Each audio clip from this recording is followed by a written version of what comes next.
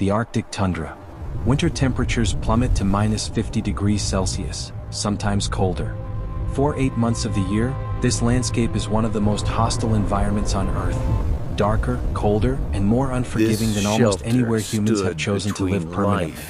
Before modern technology, indigenous peoples lived here year-round in portable tents made from animal skins and later canvas. The Inuit, Sami, Nenets, Chukchi, and other Arctic peoples didn't just survive these conditions. They developed one of the most sophisticated extreme cold shelter systems ever created, refined through thousands of years where mistakes meant entire families dead by morning. This is how they lived through winters that should have been impossible to survive. The tent structure used by Arctic nomads varied by culture but shared core principles that addressed the same brutal physics. For the Sami people of northern Scandinavia, the lavvu was a conical structure built from poles leaning together at the peak. For the Nenets of Siberia, the chum used a similar approach with poles arranged in a circle, all leaning inward. For the Inuit, when using skin tents rather than snow houses, the Tupik employed bent poles or whale ribs, creating a lower dome profile that hugged the ground. Construction began with selecting the frame materials, and this immediately revealed the first challenge. There was no wood in the high Arctic. The tree line ends well south of where many Arctic nomads lived and hunted. Driftwood from rivers flowing north was precious, carefully hoarded, used only for the most critical structural elements. Whale ribs, caribou antlers, and even narwhal tusks supplemented scarce wood, creating frames from whatever materials the harsh environment provided. The Sami lavvu started with a tripod or quadrupod of 3 to 4 main poles, each perhaps 4 to 5 meters long, lashed together at the top with reindeer sinew or leather thongs. This created a foundation that was inherently stable, 3 or 4 points of contact with the ground creating a structure that resisted tipping even in violent wind. Additional poles, perhaps 20 to 30 in total, leaned against this foundation, creating a conical frame that would support the covering. The Nenets chum used a slightly different geometry with poles arranged in a complete circle at the base, all leaning inward to meet at a central point at the peak. This created a frame that could be larger than the lavvu, sometimes housing extended families of 10 to 15 people. The pole count could reach 40 to 50 for the largest structures, creating a frame dense enough to support heavy skin coverings plus snow accumulation. The covering that went over these frames was where Arctic engineering became most sophisticated. A summer tent and a winter tent were completely different structures, and families that failed to understand this distinction didn't survive their first Arctic winter. Summer coverings were single-layer, caribou or reindeer hides sewn together to create a cover large enough to wrap around the pole frame. The skins were processed to be flexible and weather-resistant but didn't need the extreme insulation that winter required. Summer was about portability and protection from rain and wind during the brief months when temperature was survivable with minimal heating. Winter was different. When temperatures dropped below -30 degrees Celsius and continued falling toward -50 degrees Celsius, a single-layer covering was suicide. Arctic nomads installed an inner lining that created a double-wall system with an insulating air gap between the layers. The inner liner was hung from a rope or sinew line that circled the interior poles at roughly 1.5 to 2 meters height. This liner was typically made from lighter skins than the outer covering, younger caribou, seal skin, or later traded canvas when it became available. The liner hung down to the ground, creating a sealed chamber within the tent, and the bottom edge was weighted with stones or frozen blocks to prevent it from being lifted by interior air currents. Between the outer covering and this inner liner, a dead air space formed. This gap, typically 10 to 20 centimeters wide, functioned exactly like the insulating air layer in modern double-pane windows or the dead air spaces in winter clothing. Air is an excellent insulator when it can't move through convection, and this trapped air layer prevented heat from the tent's interior from conducting directly through to the frozen exterior. The temperature increase from adding this liner was dramatic and measurable. Researchers who have studied authentic reconstructions report interior temperature increases of 15 to 20 degrees Celsius just from adding the liner, before accounting for any heating source. An unlined tent at -40 degrees Celsius exterior might have an interior at -35 degrees Celsius. Add the liner and suddenly the interior is -15 degrees Celsius to -20 degrees Celsius, a difference that changes the survival equation completely. But Arctic nomads didn't stop with just the air gap. Outside the tent, families packed snow around the base, creating a snow wall that could reach waist height or more. This snow was never allowed to contact the skin covering directly. Contact between wet snow and hide caused rot that destroyed the tent covering. Instead, they maintained a small gap between the snow wall and the covering, then built the snow barrier higher and thicker. This snow wall served multiple functions. It blocked wind from attacking the tent at ground level where cold air infiltration was most severe. It provided additional insulation. Snow is roughly 90 to 95% trapped air, making it an effective insulator despite being frozen. And critically, it created a microclimate around the tent base that was slightly warmer than the open tundra, reducing the temperature differential the tent covering had to bridge.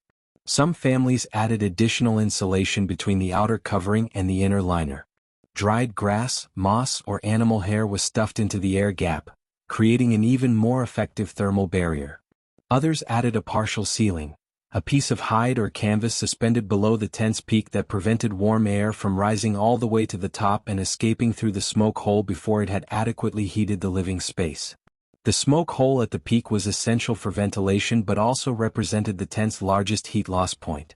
Arctic nomads managed this with adjustable flaps that could be positioned to control how much opening remained. In extreme cold with minimal fire, the hole could be nearly closed, reducing heat loss to minimum while maintaining enough ventilation for safety. In warmer conditions or when burning a larger fire, the hole opened wider to exhaust smoke and excess heat.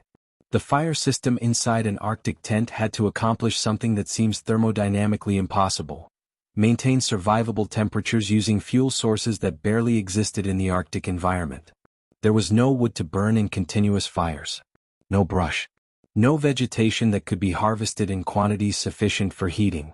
What Arctic nomads had was animal fat, seal blubber, whale oil, reindeer fat, and their heating systems were built around burning these materials with extreme efficiency.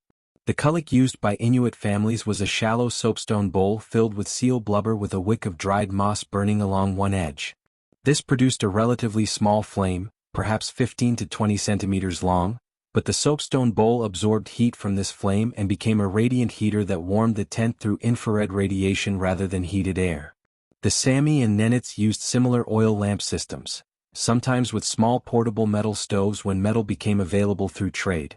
The principle remained the same: burn fat-based fuel slowly in a controlled manner that maximized heat output while minimizing fuel consumption. These heating systems consumed remarkably little fuel compared to wood fires. A seal oil lamp burning through an entire night might use only 200 to 300 grams of blubber per hour. Over 24 hours, that's 5 to 7 kilograms of fuel, maintaining interior temperatures 40 to 50 degrees warmer than outside. A wood fire maintaining equivalent warmth would consume 25 to 40 kilograms of fuel or more. The fire or lamp was positioned at the tent's center, and this positioning was calculated for maximum heating effectiveness. Heat radiated equally in all directions from a central source, creating the most even temperature distribution throughout the tent's interior. Positioning the heat source near a wall would have created hot and cold zones that made some sleeping positions uninhabitable. The ventilation system that made indoor fire safe without carbon monoxide poisoning was engineered with precision that modern HVAC systems would envy. Fresh air entered at ground level through deliberate gaps left under the edge of the inner liner. This cold, dense air flowed along the floor toward the fire where it was heated. Hot air is less dense, so it rose toward the smoke hole at the peak and exited. This created a natural convection cycle that was self-regulating. If the fire burned hotter, it created stronger rising air that pulled in more fresh oxygen from below. If the fire burned low, the convection slowed, reducing air exchange. The system found a balance point where smoke and combustion gases were exhausted while heat loss was minimized. But this system required active management. The person tending the fire had to watch for signs that ventilation wasn't working correctly: smoke accumulating in the tent, condensation freezing on walls, air quality that felt stale or caused headaches. They adjusted the smoke hole opening, adjusted the gaps where fresh air entered, and managed fire intensity to maintain the delicate balance between adequate heating and safe air quality. Some Arctic cultures dug a tunnel from outside directly to the fire pit, creating a dedicated air intake that provided oxygen without creating drafts across the living space. This tunnel, typically 1 to 2 meters long and perhaps 30 to 40 centimeters in diameter, allowed fresh air to reach the fire even when the tent base was completely sealed against wind infiltration. The tunnel also served as a cold trap where the coldest air pooled before reaching the tent interior, slightly pre-warming the ventilation air. Before sleep, families engaged in thermal preparation that loaded heat into materials that would release it slowly through the night. Stones were placed in or near the fire until they were hot enough to glow faintly in darkness. These stones were then wrapped in hides to prevent burns and were positioned under sleeping platforms or buried beneath sleeping areas where they would radiate warmth for 6 to 8 hours. The sleeping arrangements inside Arctic tents represented the culmination of thousands of years of knowledge about human thermoregulation in extreme cold. Every element was calculated to address specific mechanisms by which cold killed sleeping people, and the system only worked when every element was executed correctly. The sleeping platform was never positioned directly on the ground. Cold conducts upward from frozen earth with brutal efficiency, and a body lying directly on frozen ground loses heat faster than metabolism can replace it. Arctic nomads created raised platforms using whatever materials were available. Wooden planks if driftwood existed, frameworks of antlers or whale bones if wood was scarce, even carefully arranged stones creating a level surface elevated 20 to 40 centimeters above the tent floor. The platform positioning within the tent followed thermal logic. It was never against the tent wall because the wall was the coldest surface in the structure. Cold radiated inward from the frozen covering, and positioning sleeping people against this surface would have created uncomfortable cold spots and increased heat loss.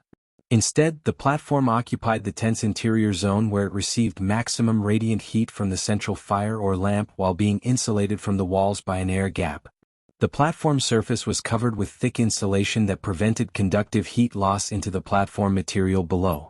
Caribou or reindeer hides were layered fur side up, creating a sleeping surface where thousands of hollow hairs trapped air and prevented body heat from flowing downward. The fur depth could reach 8 to 12 centimeters in the coldest conditions, creating an insulation barrier whose thermal resistance approached modern synthetic sleeping pads. Over this prepared platform went additional layers specifically for sleeping. More caribou hides, sometimes bear or wolf pelts, were available, building up insulation thickness until the total sleeping surface was 15 to 20 centimeters of layered fur, creating a barrier between sleeping bodies and anything colder than body temperature. The sleeping robes that covered the family were equally substantial. Large caribou skins sewn together into robes big enough to enclose multiple people were positioned fur side down so sleepers were inside a fur envelope. These weren't sleeping bags in the modern sense but rather large blankets of fur that covered the entire sleeping cluster. Multiple robes were layered. A family of 5 might sleep under 3 or 4 large caribou robes, creating total covering thickness of 15 to 20 centimeters of fur above the sleeping bodies. The weight of these robes was significant. Perhaps 15 to 20 kilograms of hide and fur pressing down on the sleepers. This weight served a thermal function. It compressed the layers together, eliminating air gaps where heat could escape while maintaining the insulation value of the fur itself. The sleeping positions were calculated to maximize shared warmth. Arctic nomad families didn't spread out to sleep. They packed together tight, bodies pressed against bodies, creating a collective thermal mass that was warmer than any individual could maintain alone. The most vulnerable members, young children and elders, were positioned at the center of this cluster, surrounded by healthy adults whose bodies radiated supplemental warmth. An infant might sleep between 2 adults, receiving radiant warmth from both sides simultaneously. An elder with reduced metabolism might be positioned against a healthy adult's back, using that adult's higher heat output to maintain adequate temperature. The strategic positioning meant that those who generated the least heat or lost it fastest received maximum benefit from those who generated the most. The physical intimacy was complete. Arms and legs intertwined. Bodies touched continuously from shoulder to feet. There was no personal space in the modern sense. The goal was eliminating any air gaps between family members, because gaps allowed convective heat loss where warm air near the body rose and was replaced by cooler air. The tight packing created a sealed thermal environment where each person's heat contributed to the warmth experienced by everyone. But the bedding and positioning were only part of the system. The clothing worn during sleep was as important as what covered the sleepers. Arctic nomads did not undress for sleep the way modern people do. Every layer worn during the day remained on, because that clothing was already warmed by accumulated body heat. Removing it would waste that stored warmth and require metabolic energy to rewarm cold fabric from scratch. The base layer worn against skin was soft caribou or seal hide, fur side inward. This layer remained on through sleep. Over it came additional garments worn during the day, caribou skin pants, upper body layers, all kept on. Then came sleeping-specific additions, extra pants over day pants, additional upper layers, making the sleeping clothing system thicker than day wear. The parka stayed on, hood up, covering the head and neck completely except for a small breathing hole around the face. The head represents disproportionate heat loss. High blood flow to the brain combined with large surface area relative to mass means the head radiates heat faster than other body parts. Covering it completely was non-negotiable in extreme cold. Mittens remained on hands, or hands were drawn inside clothing layers and pressed against the torso where warmth was greatest. Feet received dedicated treatment. Additional fur wrappings went over day footwear, or feet were inserted into sleeping bags specifically designed for feet, caribou skin pouches with fur inside that enclosed each foot completely. The total effect was a person wearing full Arctic day clothing plus additional sleeping layers, enclosed in fur sleeping robes, pressed against other similarly clothed family members, positioned on an insulated platform, all inside a double-walled tent receiving radiant heat from a carefully managed fire. This created nested thermal zones, each warmer than the one outside it, until at the core, a child pressed between two adults inside multiple fur layers. The temperature approached comfortable despite being minus 50 degrees Celsius outside the tent. This multi-layer system created a moisture management challenge that could undermine the entire thermal strategy if not addressed correctly. Human bodies produce moisture through breathing and minimal perspiration even in extreme cold. In a sleeping system designed to trap heat by preventing air movement, this moisture could accumulate in the insulating layers, and wet insulation loses most of its thermal resistance. Caribou and reindeer fur has a structure that manages moisture better than most alternatives. The hollow hairs allow water vapor to migrate through the fur layer slowly, moving from high humidity areas inside the sleeping robes toward lower humidity areas, the tent interior. This migration only works if the tent's ventilation system maintains interior humidity lower than the sleeping area, which is why the convection cycle that pulls moisture out through the smoke hole was so critical. But some moisture inevitably accumulated in sleeping furs overnight, and this required daily maintenance when conditions permitted. On any day when weather allowed, temperature above minus 30 degrees Celsius, wind manageable, any daylight available, sleeping furs were taken outside and aired. The dry Arctic air and any available sun sublimated accumulated moisture, restoring the fur's loft and insulation value. Families that neglected this maintenance found their sleeping system degrading over days and weeks as moisture accumulation progressively reduced insulation effectiveness. What worked on the first night of winter would fail by midwinter if the furs weren't maintained, creating a downward spiral where each night was colder than the last until the bedding was essentially useless. The food system that supported Arctic winter survival was as engineered as the shelter and bedding. The human body in Arctic cold is burning 4,000 to 5,000 calories per day just to maintain core temperature and fuel basic activities. This enormous energy demand had to be met by food sources available in an environment where almost nothing edible grew and where hunting became extremely difficult during the darkest winter months. Arctic nomads addressed this through preservation systems developed during the brief summer when hunting was productive. Meat was dried in enormous quantities, caribou, seal, whale, fish, cut into thin strips and air-dried or smoked until the moisture content dropped low enough to prevent spoilage. This dried meat could be stored for months or even years without refrigeration. Fat was rendered and stored separately. Seal blubber, caribou fat, whale blubber, every bit of animal fat was carefully preserved because fat provides 9 calories per gram compared to 4 for protein. In an environment where caloric density determined whether you could carry enough food, fat wasn't a luxury. It was essential fuel. The preserved meat and fat were often combined into pemmican, dried meat pounded to powder and mixed with rendered fat. This created a food that was incredibly calorie-dense, often 4,000 plus calories per kilogram, didn't spoil, could be eaten without cooking and provided exactly the high-fat, high-protein nutrition that Arctic cold demanded. A person could survive on 500 grams of pemmican per day, making it possible to carry weeks of food that would fit in a small pack. Storage inside the tent utilized the temperature differential between the living area and the tent's edges. Food that needed to stay frozen was positioned near the walls where temperature remained below freezing. Food that needed to be accessible and slightly thawed was positioned near the fire. The tent itself became a refrigerator with multiple temperature zones that families used strategically. Water was obtained by melting snow or ice, a process that consumed significant energy. Ice blocks or clean snow were positioned near the fire where radiant heat melted them slowly over hours. This passive melting was more fuel efficient than actively boiling snow, though slower. The meltwater was stored in skin bags or containers made from seal intestine, positioned where it wouldn't freeze solid but wouldn't be so warm that it encouraged bacterial growth. The daily routine inside the tent during Arctic winter was structured around fuel conservation and thermal management. The fire or lamp burned at minimum safe level during sleeping hours, providing just enough heat to prevent dangerous cold while conserving fuel.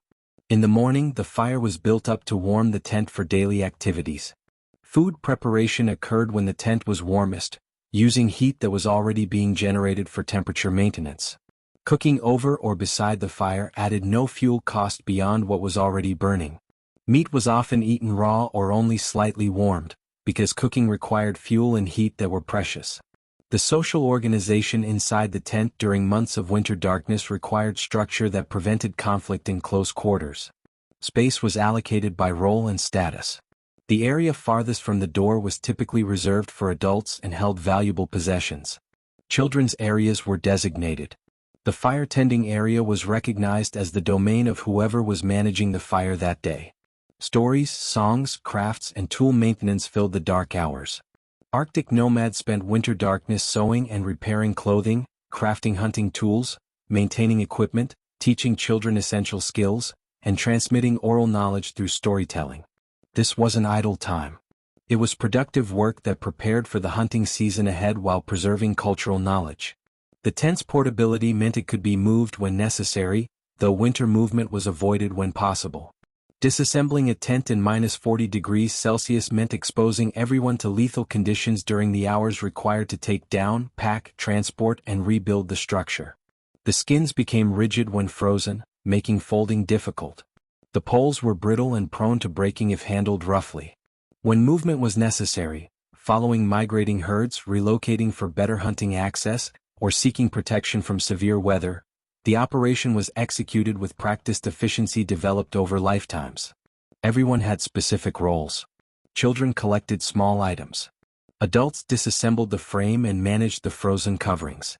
The entire structure could be broken down, loaded onto sleds, transported several kilometers, and rebuilt in 3 to 4 hours if the family worked together and conditions weren't too severe. The tent's performance in extreme storms tested every element of the system. When blizzards hit with winds exceeding 100 km per hour and temperatures dropping below -50 degrees Celsius with wind chills approaching -70 degrees Celsius, the tent had to resist forces that would destroy rigid structures. The flexibility of the skin covering allowed the tent to deform slightly under wind pressure, absorbing energy rather than resisting until failure. The aerodynamic cone or dome shape deflected wind around and over rather than presenting flat surfaces that wind could attack. The low profile of Arctic tents, deliberately shorter than plains teepees, kept them below the worst wind velocity. Snow accumulation was managed by the tent's shape. Conical or domed profiles shed snow rather than allowing dangerous accumulation that could collapse the structure. But during the most severe storms, occupants had to exit periodically to clear snow from the base that threatened to bury ventilation openings and trap them inside. The camp organization when multiple families wintered together created community-level survival advantages. Tents were positioned in clusters or circles with openings facing away from prevailing winds. This formation created mutual wind protection where each tent shielded others from some wind exposure. The collective smoke from multiple fires created a thermal plume above the camp that was slightly warmer than the surrounding tundra. Resources were shared during the worst periods. Families with surplus fuel assisted families running low. Successful hunters shared meat with those whose hunting had been poor. This reciprocal support system ensured that a single family's bad luck didn't result in starvation or freezing, because next winter the roles might reverse. The knowledge transmission that maintained this survival system occurred entirely through direct participation. Children experienced Arctic tent living from infancy, absorbing every element through years of observation and gradually increasing responsibility.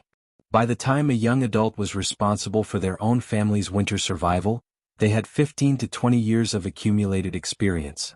They knew by feel what adequate warmth felt like and what dangerous cold felt like. They knew by sight what a properly burning lamp looked like versus one heading toward problems. They knew by smell when ventilation was adequate versus when carbon monoxide was building. They knew by experience which clothing combinations worked for which temperature ranges. This embodied knowledge couldn't be transmitted through books or lectures. It had to be lived. Someone who had never experienced Arctic tent living at minus 50 degrees Celsius couldn't be told how to do it successfully. They would lack the sensory references and experiential judgment that made the difference between adequate execution and excellence. When modern researchers have reconstructed Arctic tents using authentic materials and techniques, they consistently find the systems work exactly as described. Interior temperatures stabilize 40 to 50 degrees Celsius warmer than exterior temperatures. Properly managed oil lamps burn 8 to 12 hours on small fuel quantities. The sleeping arrangements maintain adequate warmth for deep sleep at exterior temperatures that would kill unprotected people. But the researchers also report that executing the system correctly requires attention and skill that takes time to develop. Managing fire or lamp to maintain optimal output without smoking is harder than it appears. Achieving correct ventilation balance requires practice. Positioning people and bedding for maximum warmth requires understanding from experience. Arctic nomad families who executed this system successfully weren't doing anything superhuman. They were applying knowledge refined through thousands of years of evolution where failures were fatal and successes were preserved. Every element addressed specific mechanisms by which cold killed sleeping people, tested through winters severe enough that inadequate solutions meant dead families. What they achieved was complete integration of shelter, heating, insulation, clothing, sleeping arrangements, food systems, and community organization that allowed humans to survive winter at the absolute edge of what our species can endure. The tent provided the foundation: wind protection, moisture management, heat retention. The heating system provided warmth with extreme fuel efficiency. The bedding and clothing created nested thermal zones. The food provided metabolic fuel. The community provided redundancy and support. Remove any element and the system degraded toward failure. Poor site selection meant wind penetration no amount of insulation could compensate for. Inadequate fire management meant insufficient heat or dangerous smoke.